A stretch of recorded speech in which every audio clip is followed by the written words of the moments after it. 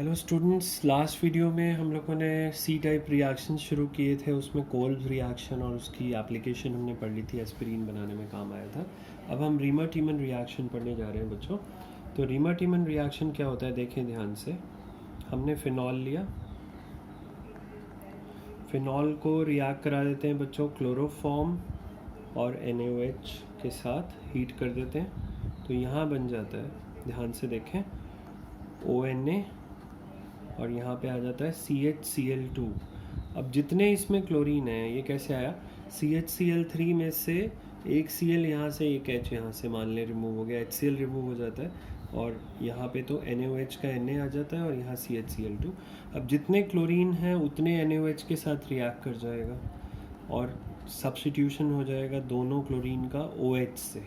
तो यहाँ बन जाएगा ONA और यहाँ आ जाएगा CHOH का ट्वाइस। ये बन गया जी कंपाउंड। अब ये जो कंपाउंड बनता है, इसमें एक ही कार्बन पे दो OH लगे हुए हैं। जेमिनल डायल्स कहते हैं ऐसे कंपाउंड को। जेमिनल का मतलब एक ही कार्बन पे दोनों सेम फंक्शनल ग्रुप होना, और दोनों अल्कोहल्स हैं तो डायल्स। तो जेमिनल डायल्स है बच्चों। Geminal diols are highly unstable, क्योंकि OH ग्रुप बहुत बल्कि होता है तो ये एग्जिस्ट नहीं कर पाता। इसमें से स्पॉन्टेनियसली क्या रिमूव हो जाता है, वाटर रिमूव हो जाता है। तो water is removed, what do we get here, we get ONA और यहाँ से अगर वाटर हटा दें तो हमें मिल जाता है CHO। और इस कंपाउंड का अगर आप एसिडिफिकेशन कर देंगे बच्चों तो आपको यहाँ पे मिल जाता है, the product you obtain is OH and CHO। और ये सैलिसाइलिक एसिड था, अगर OH और COH था, ये कहलाता है सैलिसाइल एल्डिहाइड। तो ये सैलिसाइल एल्डिहाइड बन जाता है बच्चों, which is again an important compound. तो ये आपका इंपॉर्टेंट रिएक्शन एक और हो गया, that is Reimer Tiemann reaction. अब थर्ड रिएक्शन फिर से एक और इम्पॉर्टेंट रिएक्शन है जी, that is reaction with FeCl3। और ये इसलिए इम्पॉर्टेंट है क्योंकि ये टेस्ट ऑफ फिनॉल है, it is a test for phenol. सिर्फ फिनॉल्स ही ये रिएक्शन देते हैं और एक कलर आता है बहुत बढ़िया सा प्रोडक्ट जो होता है, that is a characteristic colour showing compound. तो ये टेस्ट ऑफ फिनॉल होता है। रिएक्शन होता है बच्चों 6 मोल्स ऑफ C6H5OH। फिनॉल के 6 मोल्स ले लिए, उसको फ्रेशली प्रिपेयर्ड FeCl3 से रिएक्ट कराते हैं। तो यहाँ पे बन जाता है Fe, एक कॉम्प्लेक्स बन जाता है OC6H5 whole 6 3 negative plus 3H plus 3HCl। और ये जो कॉम्प्लेक्स बनता है, this is a characteristic violet complex. एकदम से बहुत बढ़िया सा आपको एक वॉयलेट कलर नज़र आएगा। तो ये सिर्फ फिनॉल ही देते हैं रिएक्शन, और ये कलर जो है वो फिनॉल ही शो करते हैं। बहुत बढ़िया कलर आता है। तो जैसे आपको एग्जाम में क्वेश्चन आ जाए distinguish between ethanol and phenol, तो इथेनॉल और फिनॉल दोनों को आप FeCl3 से रिएक्ट करा दो। फिनॉल जो है वो एक वॉयलेट कॉम्प्लेक्स बना लेगा और इथेनॉल जो है वो नो रिएक्शन देगा, नहीं देगा कोई भी रिएक्शन। तो इसलिए ये जो है टेस्ट माना जाता है जी फिनॉल का, बिकॉज इससे हम डिस्टिंग्विश करा सकते हैं फिनॉल को। तो ये थर्ड रिएक्शन हो गया। फोर्थ रिएक्शन है बच्चों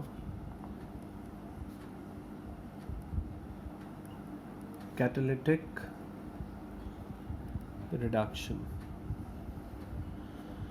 कैटालिटिक रिडक्शन कराएंगे, कैटलिस्ट की प्रेजेंस में हाइड्रोजन ऐड कराएंगे फिनॉल में। तो देखिए ध्यान से, ये हमने बच्चों ले लिया फिनॉल, इसमें 3 मोल्स ऑफ हाइड्रोजन रिएक्ट करवा देते हैं और ये निकल की प्रेजेंस में होता है और हीट कर दिया हमने। तो यहाँ पे डबल बॉन्ड सारे रिड्यूस हो जाते हैं, सारे सिंगल बॉन्ड में कन्वर्ट हो जाते हैं। And the product, don't confuse, ये फिनॉल नहीं है, ये बन गया साइक्लोहेक्सेनॉल। तो ये साइक्लोहेक्सेनॉल बन जाता है बच्चों। तो ये फोर्थ रिएक्शन हो गया। फिफ्थ रिएक्शन है आपका ऑक्सीडेशन।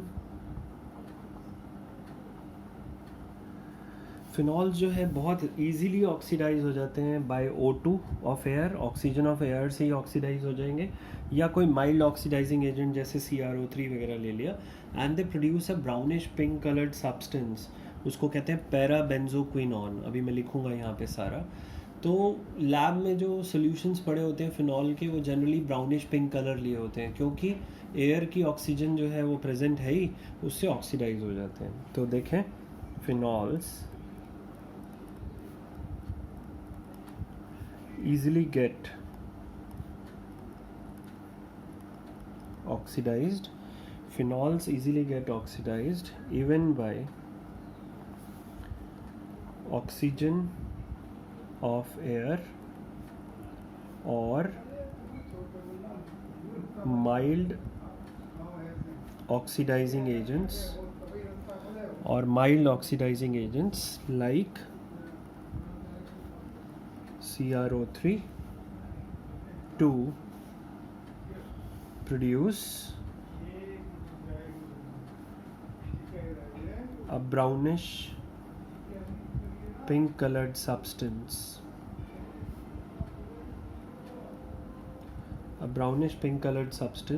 Known as, उसका नाम अभी बताया था मैंने आपको, पैराबेंजोक्विनोन। ये कहलाता है बच्चों पैराबेंजो, BENZOQUINONE, ये बन जाता है। तो देखें क्या होता है पैराबेंजोक्विनोन, ज़रा देखते हैं।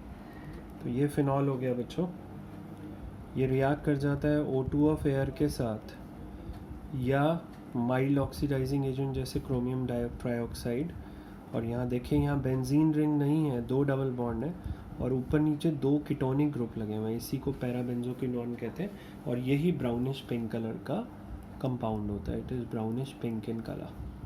तो ये बन जाता है जी। तो ये आपका जो है आया हुआ है CBSE बोर्ड में, एक बार ये 1 मार्क का क्वेश्चन आया हुआ है। क्या क्वेश्चन पूछा गया देखें, why does phenol become colored on long standing।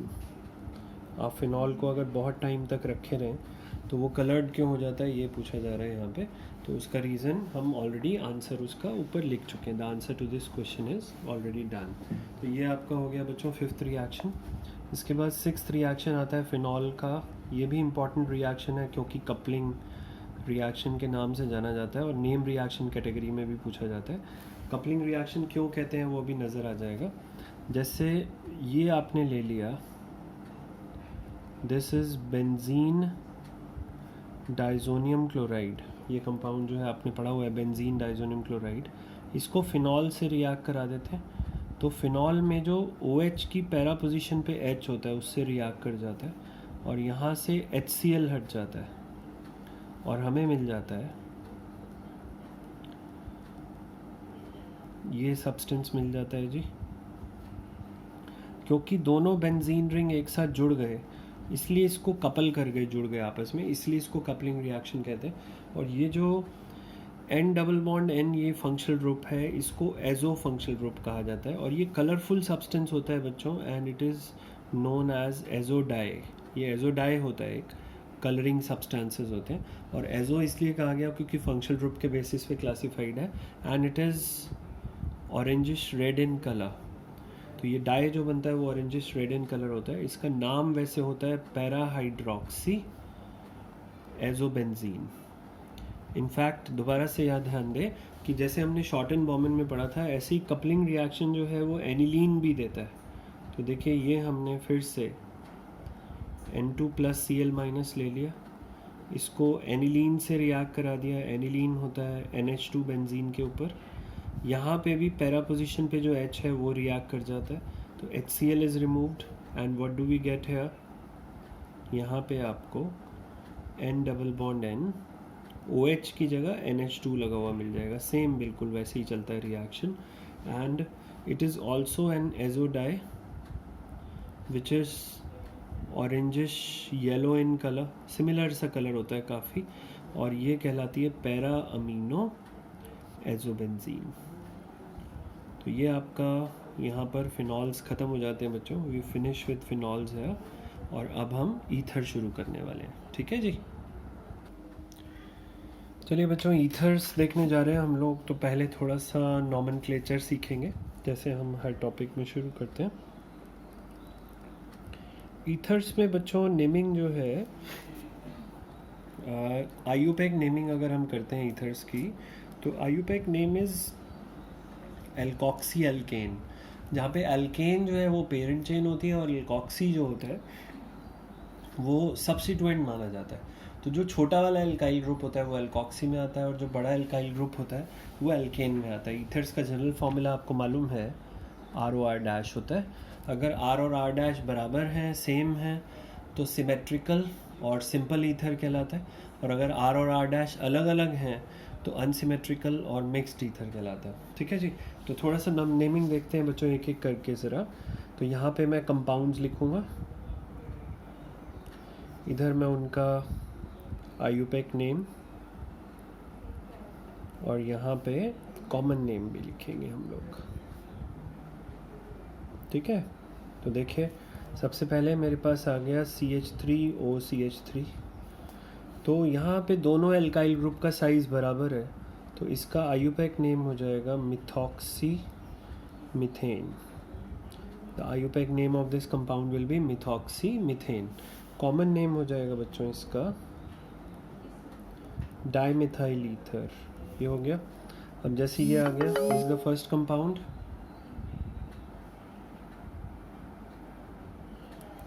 Second compound है हमारा, सपोज हमने ले लिया CH3OCH2CH3, ये ले लिया। तो ये मिथाइल है, ये इथाइल है, तो ये पेरेंट चेन बन जाएगा और ये सब्स्टिट्यूएंट। तो इसका नाम हो जाएगा मिथॉक्सी इथेन। जो छोटा वाला होता है वो ऑक्सी के साथ लग जाता है एल्काइल ग्रुप, और जो बड़ा वाला होता है वो एल्केन में। और यहाँ पे कॉमन नेम्स में it will be named as ethyl methyl ether. Common naming में हम ट्राई करते हैं कि अल्फ़ाबेटिकली लिखें, वैसे ऐसा कोई रूल नहीं होता है, but we should try and write in alphabetical order. Third है आपके पास CH3O CH2 ये आ गया। अब एक तरफ मिथाइल एक तरफ प्रोपाइल। अब इसमें नंबरिंग शुरू हो जाएगी, जहाँ 3 कार्बन की पेरेंट चेन आती है नंबरिंग शुरू हो जाती है, तो 1 पे लगा हुआ माना जाएगा। 1 मिथॉक्सी प्रोपेन, ये नाम हो जाएगा। और कॉमन नेम हो जाएगा बच्चों methyl n propyl ether. Methyl n propyl ether, ये नाम हो गया जी। इसके बाद हमारा फोर्थ कंपाउंड आ जाता है CH3OCH3, और यहाँ पे CH3। अब नंबरिंग करेंगे तो 1 2 3 ये नंबरिंग हो गई, तो इस बार इसका नाम हो गया 2 मिथॉक्सी प्रोपेन। और कॉमन नेम हो जाएगा बच्चों methyl isopropyl ether. Methyl isopropyl, ISO लग गया, आइसोप्रोपाइल ईथर, ये हो गया। इसके बाद देखें CH3O CH3 अब यहाँ पे लॉन्गेस्ट चेन जो है वो ये है 1 2 3 की। अब ये भी सब्स्टिट्यूएंट बन गया और ये भी सब्स्टिट्यूएंट बन गया। ये मिथॉक्सी है, ये मिथाइल है, अल्फ़ाबेटिकली अरेंज करो। 2 मिथॉक्सी, 2 मिथाइल, और कितने की पेरेंट चेन है? 3 की, प्रोपेन। तो इसका नाम हो गया 2 मिथॉक्सी 2 मिथाइल प्रोपेन। अब कॉमन नेम में ये मिथाइल है और ये टर्ट ब्यूटाइल है, तो इसका नाम हो जाएगा टर्ट ब्यूटाइल। इनको नहीं कंसिडर करते टर्ट आइसो को while comparing alphabetical order. Tert butyl methyl ether, ये नाम हो जाएगा बच्चों इसका टर्ट ब्यूटाइल मिथाइल ईथर। ये फिफ्थ हो गया आपका। सिक्स्थ है, ये आ गया जैसे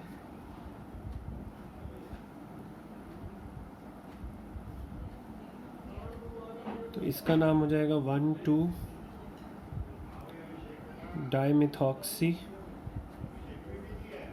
1 2 डाइमिथॉक्सी इथेन। इसका कोई कॉमन नेम नहीं है बच्चों, there is no common name for this compound. अब सेवेंथ आ गया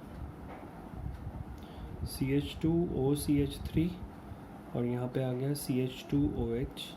अब ये अल्कोहल है और ये ईथर है, ऑब्वियसली अल्कोहल को प्रेफरेंस मिलेगी। 1 2 मिथॉक्सी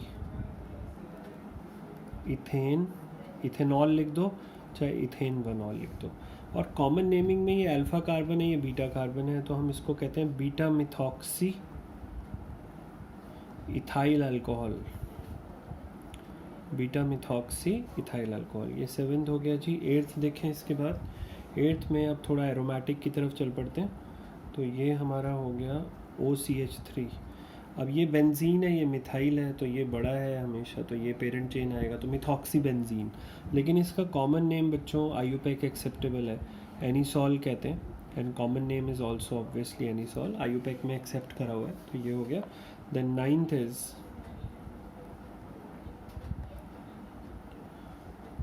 OCH2CH3, ये इथाइल हो गया, तो इथॉक्सी बेंजीन, या इसका भी कॉमन नेम आईयूपैक में एक्सेप्टेबल है, फेनिटॉल कहते हैं इसको। ये आपका हो गया phenetole, common in IUPAC name. Then 10th last naming देख रहे हैं ज़रा। तो लास्ट नेमिंग में देखें, वी हैव, सपोज़ हमारे पास आ गया OCH3 और यहाँ पे OH आ गया, तो OH और इसमें से OCH3 में से प्रेफरेंस OH को ही मिलेगी, तो ये 1, ये 2, इसका नाम हो जाएगा 2-मिथॉक्सीफिनॉल। इट विल बी 2-मिथॉक्सीफिनॉल या ऑर्थोमिथॉक्सीफिनॉल। कॉमन नेम में क्या हो जाएगा बच्चों इसका नाम? ऑर्थोमिथॉक्सीफिनॉल। तो ये थोड़ा सा नॉमेनक्लेचर हमने देखा जहाँ पे ईथर्स आ गए, ठीक है जी। अब इसके बाद हम प्रिपरेशंस पे आते हैं, ईथर्स की प्रिपरेशन शुरू करेंगे। याद रखें ईथर्स में 3 रिएक्शंस इंपॉर्टेंट हैं, वो तीनों रिएक्शन आपको मार्क कराऊंगा। अगर ईथर्स में से क्वेश्चन आता है तो इन्हीं तीनों में से एक रिएक्शन पे पूछा जाएगा, ठीक है जी। तो मेथड्स ऑफ प्रिपरेशन देख रहे हैं ईथर्स के।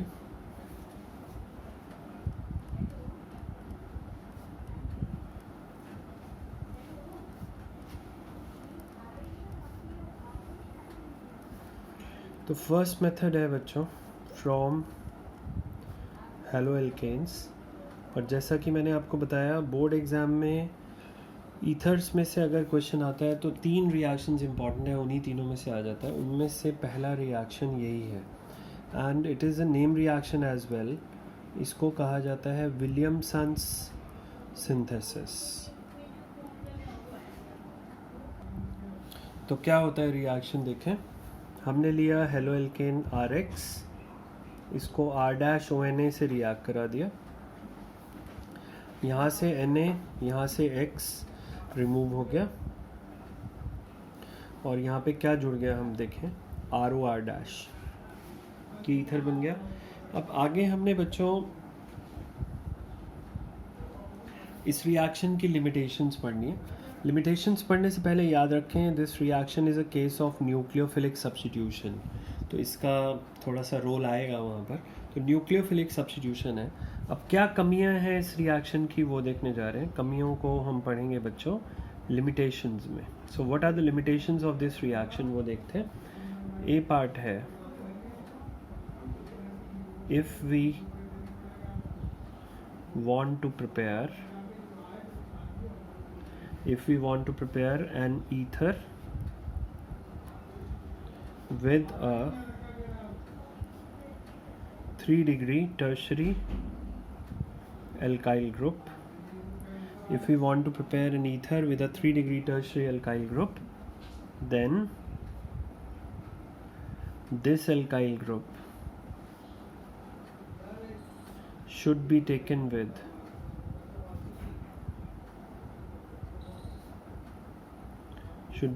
with ONA। देखिए यहाँ पे 2 एल्काइल ग्रुप्स हैं, एक R और एक R'। R लिया हुआ है X के साथ, R' लिया हुआ है ONA के साथ। Should be taken with ONA, नहीं तो क्या होगा, otherwise alkenes will be formed. यहाँ पे बच्चों क्या बनने लग जाते हैं, एल्कीन्स बनने लग जाते हैं। तो देखें जैसे सपोज मुझे एक ईथर प्रिपेयर करना है of the type CH3O CH3 CH3 CH3। Clearly ये टर्ड ब्यूटाइल है और ये मिथाइल है, तो एक 3 डिग्री ग्रुप आ गया मेरे पास। तो अभी हमने ऊपर लिखा कि 3 डिग्री वाला जो है वो हमें लेना है बच्चों ONA के साथ, और जो मिथाइल है ये प्राइमरी वाला है ये लेना है हेलोजन के साथ। हेलोजन जैसे Br या Cl ले लो, तो यहाँ से Na, यहाँ से Br रिमूव होके आपको ये ईथर मिल जाएगा। लेकिन अगर आपने ये टर्शरी वाला एल्काइल ग्रुप ले लिया हेलोजन के साथ और प्राइमरी वाला ले लिया ONA के साथ, तो उस केस में याद रखें 3 डिग्री एल्काइल हैलाइड जो है वो न्यूक्लियोफिलिक सब्स्टिट्यूशन की बजाय एलिमिनेशन ज़्यादा प्रेफर करते हैं। तो यहाँ पे डीहाइड्रो हेलोजिनेशन हो जाएगा, मतलब ये अल्फ़ा कार्बन, यहाँ से Br, ये तीनों बीटा हैं, तीनों में से किसी से भी H हट के आपको मिल जाएगा एल्कीन। तो प्रोडक्ट ईथर्स की बजाय बच्चों क्या मिलने लग जाते हैं, यहाँ पे एल्कीन्स मिलने लग जाते हैं। तो ये पहली लिमिटेशन हो गई। अब लिमिटेशन क्या है, बना तो लिया ही था, लिमिटेशन ये है कि अगर दोनों एल्काइल ग्रुप ही टर्शरी आ गए तो फिर ये मेथड जो है वो बेकार हो जाता है। तो ये पहला लिमिटेशन हो गया। दूसरा देखें, if we want to prepare an ether with an aryl group, aryl मतलब एरोमेटिक, मतलब बेंजीन रिंग टाइप का कोई ग्रुप लाना है, with an aryl group, then this aryl group should be taken with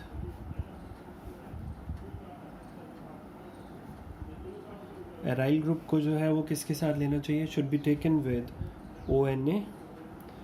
नहीं तो क्या होगा, अगर हेलोजन के साथ ले लिया तो अदरवाइज क्या होता है, वहाँ पे तो एल्कीन्स बन गए थे, यहाँ पे there will be no reaction, otherwise there will be no reaction. अब देखिए, जैसे मुझे सपोज ईथर प्रिपेयर करना है बच्चों, ये वाला OCH3, तो एक तो एलिफैटिक है, एक एरोमेटिक एराइल ग्रुप लगा हुआ है। तो जो एराइल ग्रुप है वो हमें लेना है ONA के साथ, और CH3Br के साथ ये वाला ले लिया, तो यहाँ से Br, यहाँ से Na रिमूव होके NaBr बन जाएगा। अगर आपने ये जो एरोमेटिक वाला है बच्चों, ये आपने Br के साथ ले लिया और CH3 ले लिया ONA के साथ, तो यहाँ पे ये हेलोएरीन हो गया, हेलोएल्केन नहीं रहा, इट इज़ अ हेलोएरीन। और हेलोएरीन्स का आपने पढ़ा हुआ है कि न्यूक्लियोफिलिक सब्स्टिट्यूशन रिएक्शन रेडिली नहीं देते हैं, तो यहाँ पे क्या हो जाएगा, नो रिएक्शन हो जाएगा। ठीक है जी, तो ये पहला रिएक्शन हो गया जो कि इम्पॉर्टेंट है। अब नेक्स्ट क्लास में, नेक्स्ट वीडियो में आगे के रिएक्शंस पढ़ते हैं। चलिए, बाय बाय।